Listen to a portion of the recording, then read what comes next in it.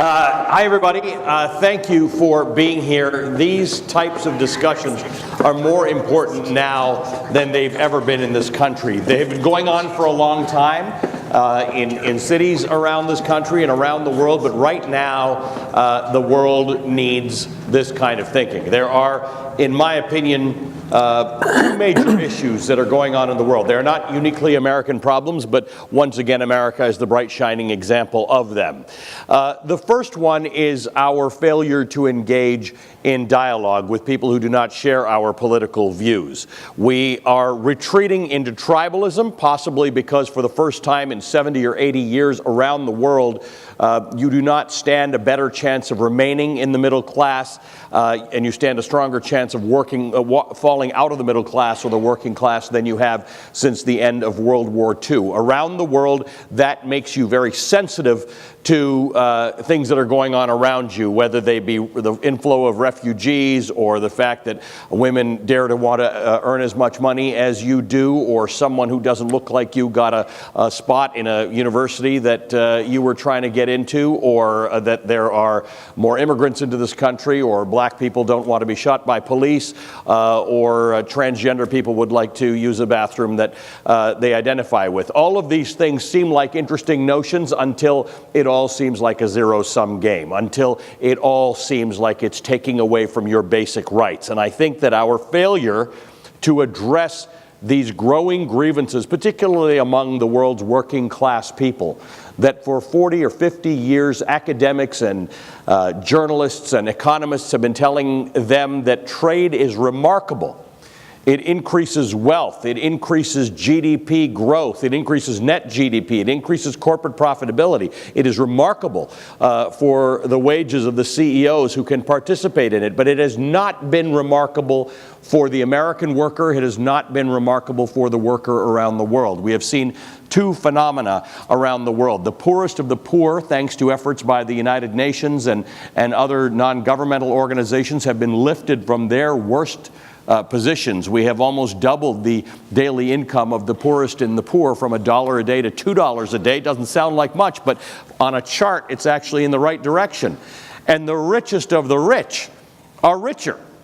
Depending on whose numbers you look at, maybe the richest 10 people in the world control as much wealth as the bottom 50% of the world. The disparity is growing, and the people who kept us stable and safe were the middle, the strong middle class, the working class in other parts of the world. And that group has been weakened. Our disparity in income is growing. So over the course of this morning, I'm going to have two distinct conversations that both address the same issue.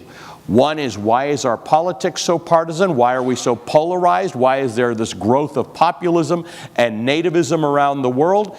And the other is, why are we so unequal? As an economics journalist, I've spent 25 years thinking that the intractable problem of our time is unemployment, and that once we would get to 5% unemployment, everything would be great. We're at 3.7% unemployment in this country. Wages still aren't going up at a rate that makes sense given how few people are unemployed, and workers continue to be angry. So I want to have these two conversations today. I want to start with a remarkable conversation on partisanship, what it is, what amount of it is right, where we've gone wrong with this, and what success looks like in the future. And I want to invite to the stage two remarkable governors, one just about to leave office, the other one who's been out of office for some years but has done some of her best work since leaving office.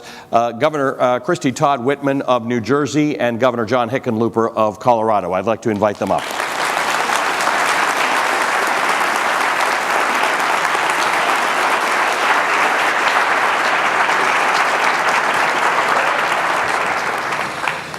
Thank you to both of you for joining me. You are, and have been for a long time, examples of people who are able to govern without being consumed by partisanship. And I'm parsing my words here. I'm trying to be very careful because I do not want to create a negative impression of partisanship. I don't want people to think that holding on to their party's beliefs and feeling that they are strongly committed to them is a problem. Our problem isn't parties or partisanship. It's what has happened to that spirit of compromise, to our ability to come to solutions. And Governor Whitman, I'm going to start with you, because my fear is that the opposite of what we have right now. What we have right now is people dig in.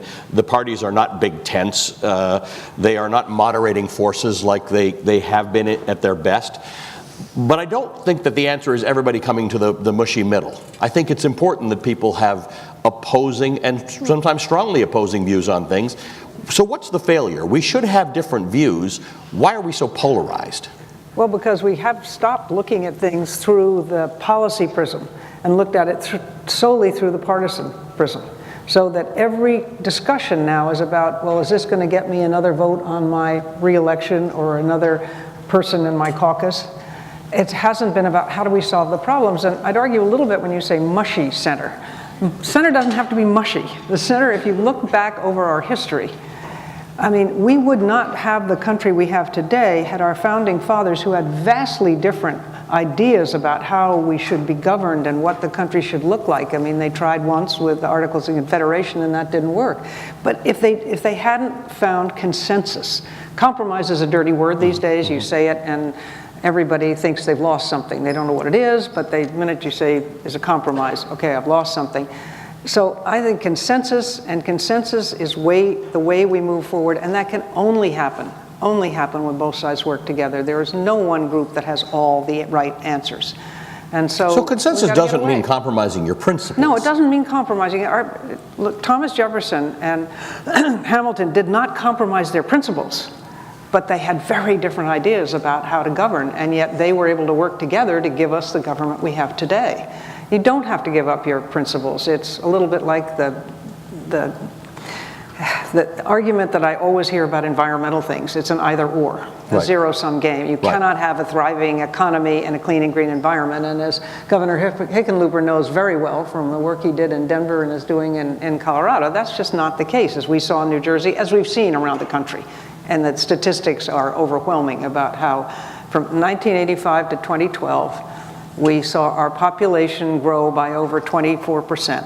We saw our demand for power grow by over 35%. The GDP doubled in real dollars, and we reduced our 6 criteria pollutants, the 6 dirtiest pollutants, by over 67%. So you were never a Republican who thought that the concept that there was environmental regulation was anti-business? Right. You can do it right. It's not. You can do it right. You can do it wrong. You can do it wrong, absolutely. And you should look at regulations on a regular basis to see whether they've been superseded by new technology, whether the problem isn't an issue anymore, how you can streamline, make it easier for small business, we were talking about before. That's all right and good. But just to say I'm getting rid of them, and you can't wake up one day and say, oh, by the way, arsenic's not a problem anymore. I just don't think it is. That doesn't work. Right. It just isn't right. You've got to go through a scientific analysis of what is right and what is safe for people. And then that's what it's all about. Regulation in general is about making things better for the public. I'm always puzzled, particularly by this president's claim that he wants to, for every one regulation imposed, he wants to take 2 out. And I just never thought of it as a number of regulations. I think one can arguably say there are too many or too few, but there should be the right amount and they should be the right ones. They should be the right ones done the right way. That might be twice as many, it might be half as many, who knows. Now, Governor, you weren't, it wasn't such a heresy at the time to have views that you had that were sometimes not entirely in lockstep with your own parties. It does seem really weird today. And Governor Hickenlooper, you were talked about as someone who John Kasich might have considered as a running mate if he were running for president. That's whack today. Actually, just for the record, I think he was considering being my vice president. And may either of those scenarios still come to pass. But again, this is interesting because what I'm trying to get at, I appreciate Governor Whitman challenging me on mushy center. Let me rephrase that. What I mean is nobody's got to develop a set of morals or values or political views that are a necessary compromise of everything they believe in. But as politicians, you do have to find a way forward. right? If we pay our politicians for anything, it's that we don't all have time to sit around and debate it at a lawmaking level. So could you please move forward and find ways of doing that? How were you able to achieve that, particularly in the part of the country where you're in, where you do have people who have different views on a lot of these matters? You're not kidding. Especially in a purple state, you get a lot of practice at trying to figure out what are the ways to get to compromise, and how do you not make it such a dirty word. And certainly, I came up through the restaurant business, the brew pub business, and you learn right off the bat, there's no margin in having enemies. No matter how unreasonable that customer is, you won't let them leave really pissed off, or they're going to go ruin your reputation. So in the restaurant business, if someone's really angry, you repeat back to them in their own words what it is what they're saying, why they're so angry. And by asking them to explain it more in different, no, what do you mean by that? They become heard. You usually hear it in a different way. It's funny. So I'm mayor of Denver for 8 years now. I've been governor for 8 years. And I have never once convinced someone to change their mind on something that mattered by telling them why I was right and why they were wrong. The only way you ever get anywhere is to listen harder. And sometimes, we brought the environmental community and the oil and gas industry. We were one of the top 5 states for oil and gas. But we all recognize that methane escaping, what they call fugitive emissions, was a serious issue. It's 40 to 60 times worse than CO2 as a climate change polluter. And so we got the oil and gas people to sit down with the environmental community. It's like the Hatfields and the McCoys. I mean, they have a long history of animosity and antagonism. There was no trust. And so we spent the first couple of months really debating the scientific literature and trying to get them to a point of trust. And at a certain point, until you get to that point of trust, you can't have a collaboration. Actually, we joke about it that we collaborate in Colorado at the speed of trust, because that really is the limiting factor. And sure. We got those guys to sit down. It took once we got through the scientific literature, almost another year. But we created a set of comprehensive fugitive emissions regulations, methane regulations. We're still the only state in the country that's done this. And Canada has now rolled it out as their national model. Unfortunately, President Trump has pulled it back off the BLM. The BLM had rolled it out on a national level in the United States just for the Bureau of Land Management, managed land. But in Colorado, it meant that the oil and gas industry agreed voluntarily, so they were part of this, to spend $60 million a year, and it's the equivalent of taking about 340,000 cars a year off our roads. And that process of, when we first talked to the oil and gas industry, their 3 biggest complaints were, you'll create a bunch of red tape, you'll waste a bunch of money that won't actually make the air cleaner, and we'll never get any credit. And I said, that's really the issue? And we talked about it. And in the end, we made it lean. There's not a lot of paperwork. We made sure that every dollar is getting the maximum amount of benefit. And in the end, we had a press conference with the environmental community and the oil and gas industry standing side by side with smiles on their faces. That was a sight to see. So that is an issue. Congratulations, Governor Whitman. Land management, right? You've got the Hatfields and the McCoys in there too, and yet sometimes the Hatfields and the McCoys are hunters and anglers versus people, environmentalists who want to use the land for different things, or cyclists and outdoor. Right. But their interest is actually, they can converge. They would like there to be public lands protected by the government. We have infrastructure, we have pollution, we have healthcare, which remain the #1 issue on people's minds in this last midterm election. We even have agreement on guns, believe it or not. I mean, there are spaces in gun control, if whatever language one wants to use to address it, in which the majority of Americans agree. There are so many of these issues on which Americans agree. What's the failing? Is it politicians? Is it parties? Or is it identity politics that makes us get up every morning and say, if I'm a Democrat, I must believe in this list of things, and if I'm a Republican, I must believe in this list of things? What has failed since your time in office?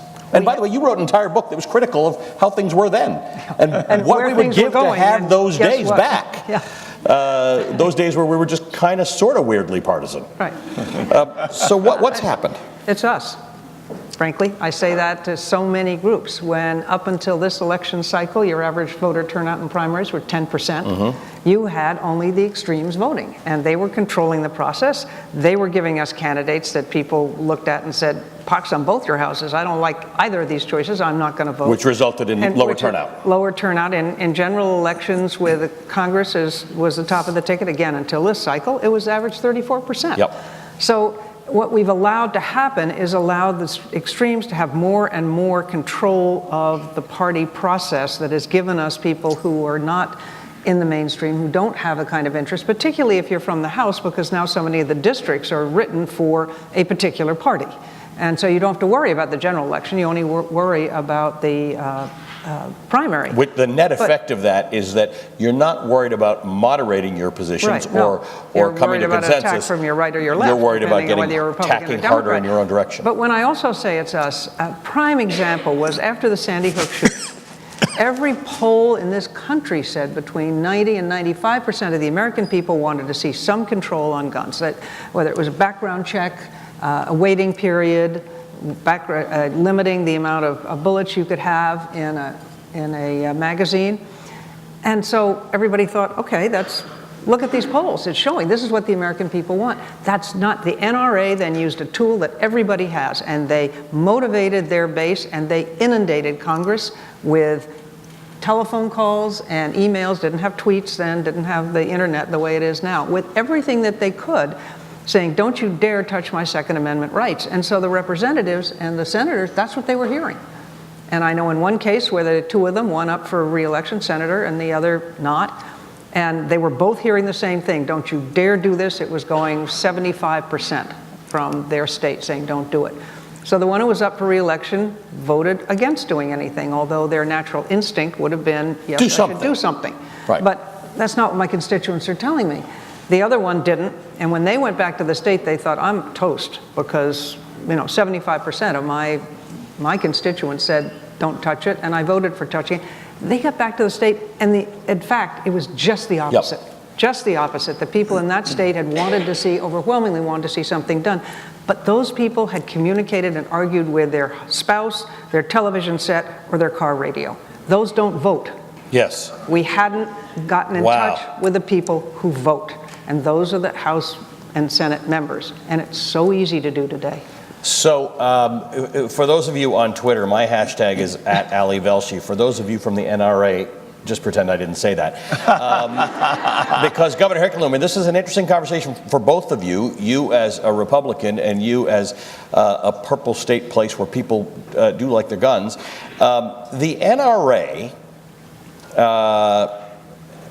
has made, I'm using it as an example of where our politics has gone. The NRA has created itself into a protection racket for people who have been elected on the basis of any position that is positive on gun ownership or against any level of gun control. Mm-hmm. And it has created a binary impression in people's minds that either you are for the Second Amendment or you are against it. Now, you can be entirely for the Second Amendment, in favor of gun control, and the court's interpretation of it, and believe in background checks, waiting periods,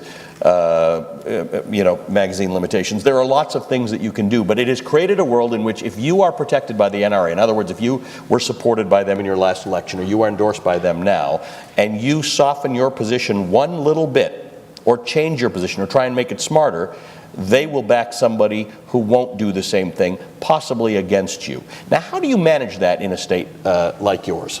Well, it's hard when the intense lobbying groups know every vote. In other words, the sunshine laws, which obviously aren't going to go away, but they allow lobbyists to see every single vote someone makes, and it's really difficult in many cases. Part of this is two things. One is to I think, move continuously, but in increments, rather than trying to take everything off the table at once.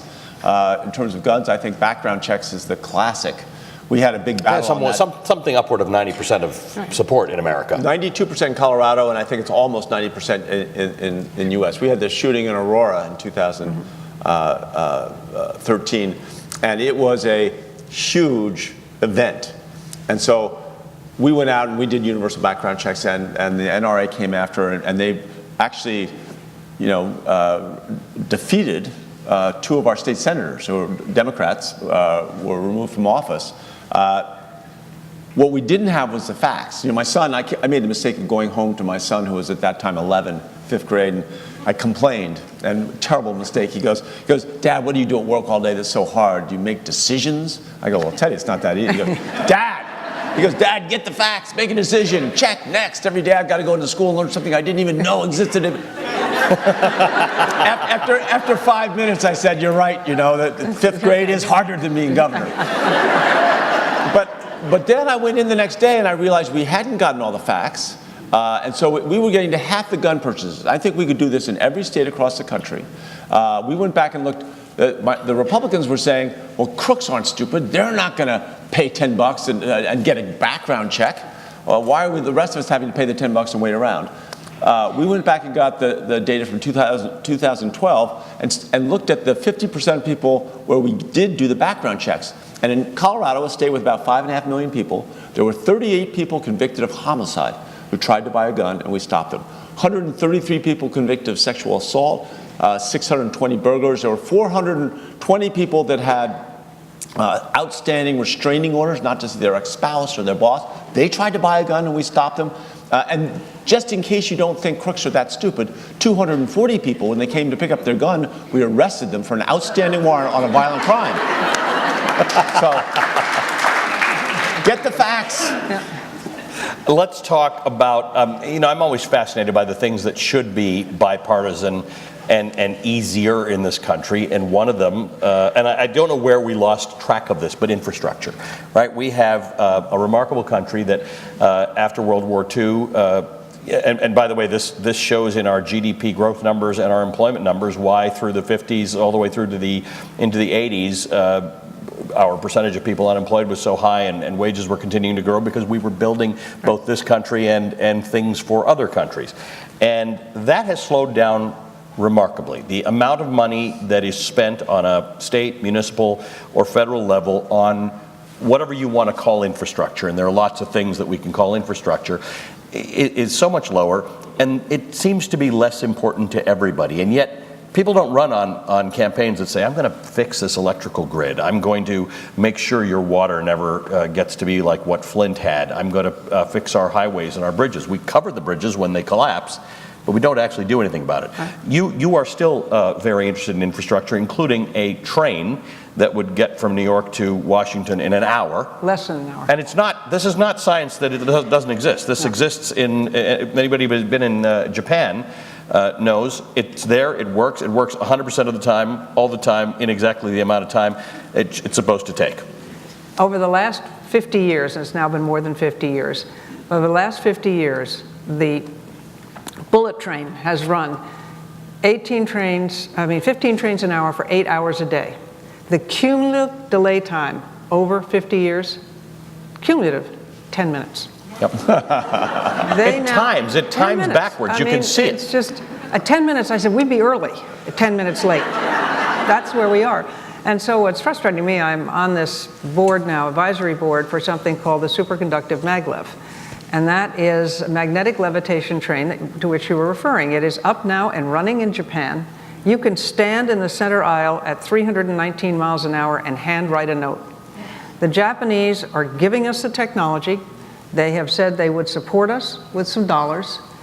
And we have approvals for we're going through the environmental impact statements, going through the process in Maryland. There are right-of-ways that have not been used, that have been allocated. The governor supports us, the delegation supports us. We have some money in Congress, but this in an administration, we could have shovels in the ground by 2020.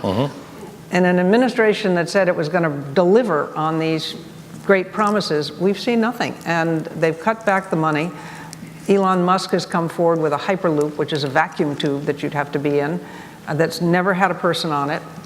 It's never been tested in real life. It's got a marginal clearance. Once you're in, you're strapped in, you can't get out. But that seems to have captured the imagination of the administration. So they're going through an environmental assessment, which is far less than an environmental impact statement, which we have to do. And there's some other things that they're putting some roadblocks in our way. But it's something that once we do that first link from Washington to Baltimore, which would be less than 15 minutes, then when people see that it's real and ride on it, having ridden on it myself, you just won't go back. It's terrific. And we've done the studies that'll show that Amtrak can continue to function. They'll still be needed, but what it will do, it will probably stop planes going from Newark and New York to Washington, because those are feeder lines for them. They're money losers. They're pollutants. Airplanes pollute terribly. Right, the airlines would not be unhappy to lose And those. airlines would not be unhappy. And you'd take a lot of cars off the road, because you could actually do this as a commute. If you can get from New York to Washington in less than an hour, You can and work ultimately we'd like and to go to live Boston. in the other price point would be Yeah. about a Acela first class, but you get an assigned seat. The seats are drop dead gorgeous and comfortable, like a first class in an airplane. And it just makes so much sense to see this going forward, and yet it's been so frustrating because we haven't been able to get the ear of the administration in the way that we'd like it and get them to move anything to have this project They're be also real. building a space force. Yeah.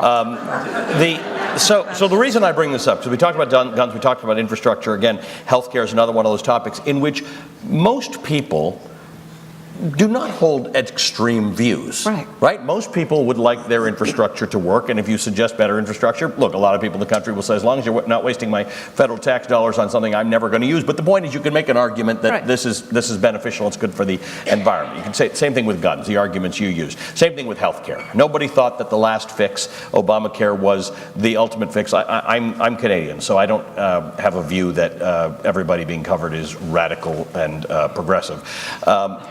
But the point is, everybody thinks something can be better about the way we do things. Governor, I'm going to start with you about the broader topic that we wanted to discuss.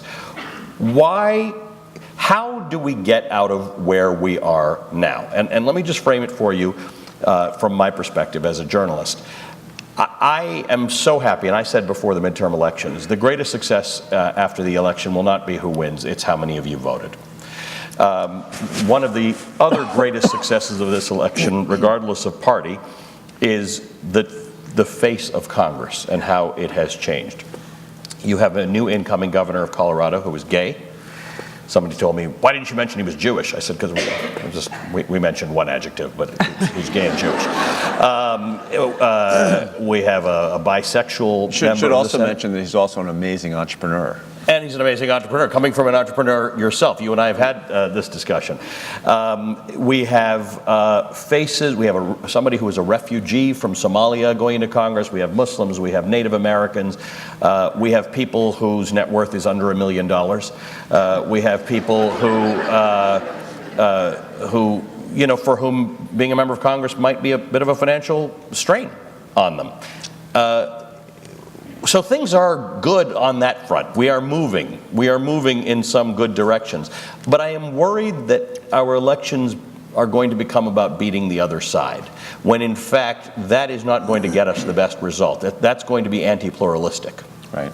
Well, part of my sense of what we tried to do in Colorado, we've been working on this now for a number of years, and this is a good idea, probably worth stealing. The mail ballot, the all-mail ballot, and it'd be just a placeholder, because eventually we should get into the online ballot and get the security, something like blockchain that allows us to do that. Latvia manages this with good security. I mean, they manage a voting system, an electronic voting system. Right, exactly. And I think, but as a stepping stone, go to all-mail ballot. In this last midterm election, we set records. The nation was, 48%, I think, 48, 49%. Yep. In Colorado, we had 61%. So that's about almost 25%, a little more than 25% higher participation, and it's cheaper, less cost, and no fraud or any of that. The second thing we have now is, we have open primaries, so that everybody gets, if you're an independent, you get a ballot at primary time in the mail, and you can either pick the Republican side or the Democratic side. You can't go back and forth, but you can vote. So you let independent people who pay taxes, why shouldn't they get to vote? Who often are not on the extremes of the political spectrum. Exactly. They are where the people that have been driven out of the partisan side of it, shouldn't they still have a chance to vote and express their desires and their wishes for the future of the country? So that's the second thing. And then the third thing we finally got passed this year is the anti-gerrymandering. And so this is now, from now on in Colorado, and we had to kind of muscle some of our Democratic friends because we were pretty sure we were going to win. And just for the record, Colorado has a Democratic governor, attorney general, a lieutenant governor, treasurer, secretary in both houses. So we used to be purple, but at least for this moment, we're blue. But they were worried about, why do we want to get rid of gerrymandering when the 2020 census comes in? It'll be to our advantage. And we pushed them very hard and said, no, the long-term good of the state of Colorado is based on having no gerrymandering, having competitive elections in every district, for every congressional district, for the state house, the state legislature. So we now will have a commission that'll be 4 Democrats, 4 Republicans, and 4 independents. Great. That'll decide on those boundaries. And if they can't figure it out, then the judge will take the versions they And that being a ballot measure in Michigan drove a lot of voters out to the polls just to vote for the idea that we can get rid of this stupid gerrymandering. Well, it's gerrymandering, and it's also the partisanship, letting independent voters have their say in court, right? Yep. Have their voice heard. It matters. So, Governor Whitman, you made an interesting point that if we're trying to recruit, and this election was quite successful in getting young voters in, some of it motivated by Parkland and the shooting, but some of it motivated by the fact that young people are just smart and interested. But they may not be interested in deciding that they are Democrats or Republicans simply to participate in a primary. So I think you support what Governor Hickenlooper said, that people should be able to vote in primaries without signing up to a party. Absolutely, because the thing that would do too is by allowing those independents, because right now you have 29% of the American people identify as Republicans, 30 as Democrat, and 40% as independents. And so that's 40 are growing. in most states left out. Yeah, and so they're being left out of the process, and it would mean that the candidates would have to appeal to something broader than just their base, their quote-unquote base. Because right now in primaries, it's all about, I get my base out better than you get your base out, and I win. And so you only appeal to the most partisan because they're the ones the easiest to get out to vote, and they vote. So if you open it up and allow the independents to be heard, then you can actually force those candidates into having to talk to a broader audience, and that would drive them more to the center. And right now, I think we give far too much credit to the extremes. I still think that 40%, I would argue that 40% is 90% moderates or centrist, people who want to get things done. Right. I mean, conservative, liberal, people would ask me that, and I say, well, tell me what the issue is, and I'll tell you where I am, and you decide, because it's not going to be the same place on every issue. But that's really important. It doesn't have to be the same place on every issue. And when parties were at their best, they were the big tents that said, look, for those of you with extreme views, you're going to have to check those at the door a little bit in order to participate in what our larger platform is. Why is that deteriorated? Why are parties not playing the role of being moderated forces? Right now, parties are largely playing the role of being hostage. Well, I think Citizens United has had a great deal to do with that. It's money in the system and the ability of these big outside 501c3 groups to be able to put untold amount of money without having to report who it is that's giving it, and they don't do it in real time. They have empowered the leaders. Now you have the leadership PACs. So the leaders are the ones, we're acting like a parliamentary system right now in Congress. Every vote is a partisan line vote. And the leadership will say to a member, if you don't vote on this, I'm going to run somebody against you in a primary. I mean, they literally do that. They don't just take away committee seats. They say, I'm going to run somebody against you. That's why I'm very, very hopeful with what the Problem Solvers Caucus The president does that, by the way, too. Oh, yeah, the president, believe me, he has a very long memory. I mean, the effect of that on another branch of government is sort of a big problem today. The parties used to be as important as the president. Well, nothing's as important as this president. Just ask him, he'll tell you. And nothing's as important as his gut, because that's smarter better than other people's brains. Anybody's brains, yes. As I mentioned, my gut's bigger than my brain. I don't think it's smarter than my brain. Governor Whitman made a point that she thinks it's maybe 90%. I would say this, that 20% of this country continues to believe that Barack Obama is a Kenyan-born Muslim. Believe it or not, I actually am a Kenyan-born Muslim. And as I often bring up, he was never at any of the meetings. But Governor, I guess my point is, for those 20% who were outside of the political system, there's a point here, the John Kasichs of the world, the Jeb Bushes of the world, the John Huntsmans of the world, the people who a lot of people in the middle thought would be very interesting candidates for the Democratic Party, the Christie Whitmans of the world, were never going to appeal to the Republican Party. The Republican Party, I'm sorry.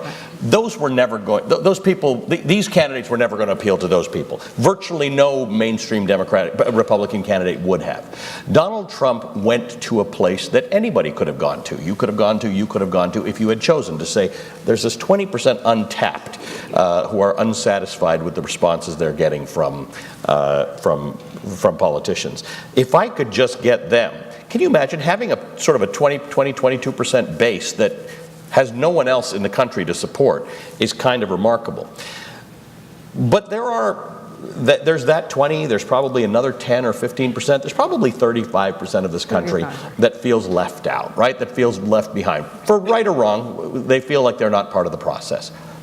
To what degree do we build bridges of empathy or scale walls of empathy? As you mentioned, listening actively as a business owner. To what extent do we do that?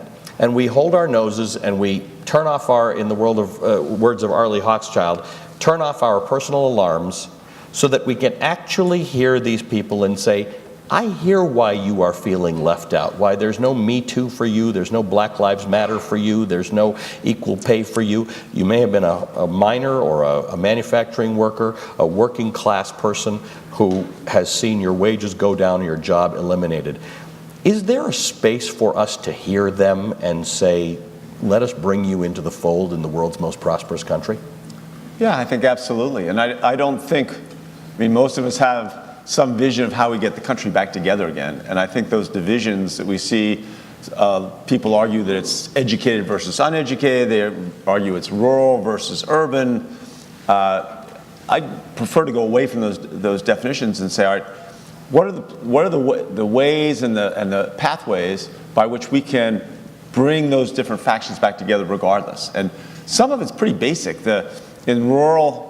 Many people in rural America feel they've been left behind because technology, they see up close and personal, they don't have it. What they see the cities and the suburbs have, they don't have, and yet it's not that much money to go, we'll have, by the end of 2020, we will have broadband in every single town in the state of Colorado. Every little mountain hamlet will have broadband. Now, I go to suburban and urban crowds like this and say, we're taking a sliver of your tax money and we're using it to go make sure everybody gets broadband. No one's ever complained. This country recognizes that unity is more important than, conserving every penny of one person's individual tax contribution. Things like that to try and figure out that urban, suburban part of America has to acknowledge and act on the responsibility to make sure that the entire country is growing and has a strong economy. And if you spend time where our food comes from in rural parts of America, they have been left behind in many ways and ignored. Same thing with all the people that lost their jobs during the kind of the outsourcing that followed. It's real for them. It's absolutely real. What happened in the late 1980s and the 1990s, I think, was government malpractice. And I was a geologist when I went out to Colorado. Our company got sold when there was a decline in commodities prices in the 80s. I was out of work for a couple of years. You know what they gave me when I went to see, there's no jobs for geologists, what am I going to do? I got a 2-hour seminar on how to write a resume about what a good geologist I was. If you think about it, and that's what we're still doing today. So in the next 10 or 20 years, I think part of the anxiety and the anger comes from people's uncertainty, artificial intelligence, automation. We're going to have all kinds of professions washed away, but we're going to have plenty of new ones. There is absolutely no reason we cannot get ahead of the wave and begin to predict which professions are going to get overcome by technology and what those new emerging jobs are going to be, and begin training people with the skills to get the new jobs. All these robots and imaging and all these things, they're going to need technicians. They're going to need people to manage and operate the robots. There's going to be plenty of jobs. We just got to get out ahead of make sure people have the skills to do the jobs. It's something we've not succeeded in most Western countries in doing, but it's something that's going to be really important. I have time for about 2 questions from the audience. This is kind of amazing, this conversation. I wish we could go on for twice as long. Larry here with my haircut has got a mic. Put up your hands. Keep your questions relatively succinct so we can get answers from our panelists. Hands, please. Don't be shy. There we go. There you go, Larry. See, 4 rows up.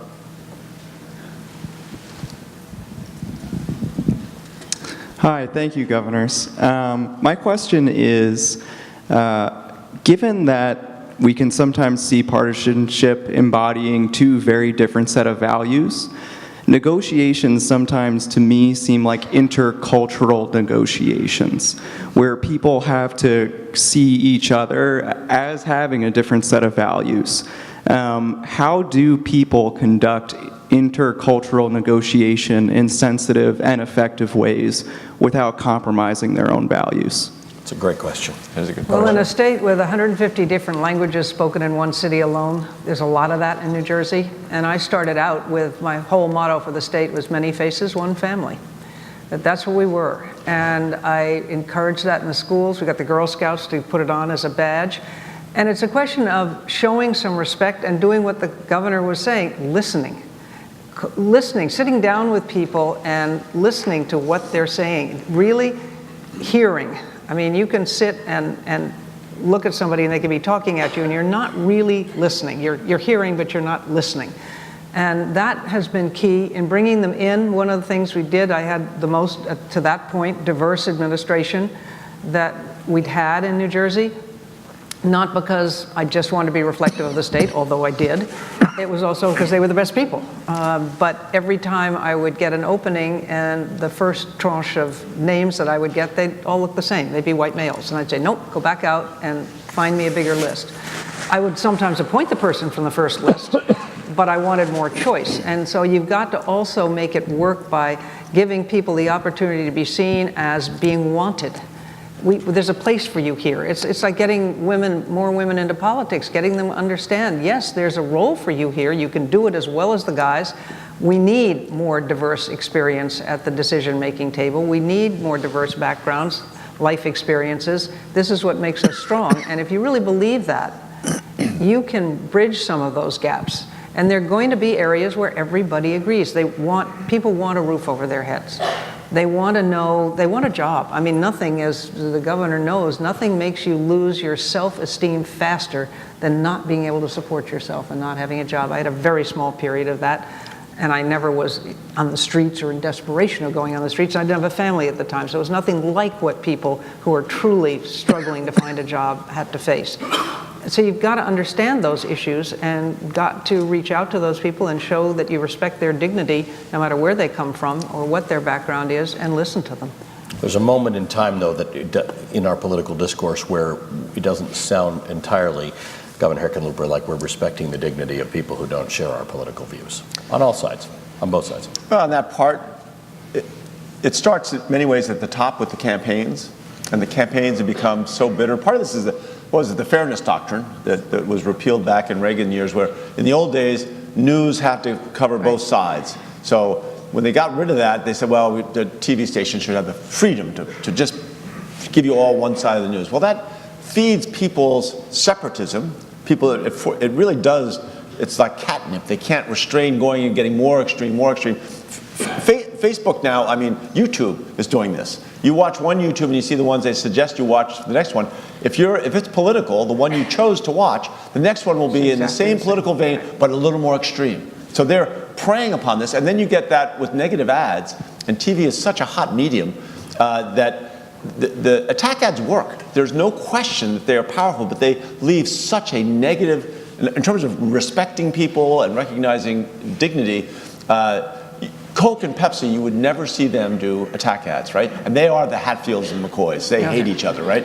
But if Coke did an attack ad against Pepsi, Pepsi's sales would go down. Pepsi would attack Coke, Coke would attack Pepsi. They depress sales in the entire product category of soft drinks. We're depressing the product category of democracy, right? We're taking away that integrity, the respect for integrity, at our own peril, because democracy is not exactly that, I mean, it's fragile, right? Yep. Larry, unfortunately, I got to wrap it there. Thank you for your participation. I will say this. The one thing, and I've had the privilege of interviewing Governor Whitman a few times in her history, including when she was governor.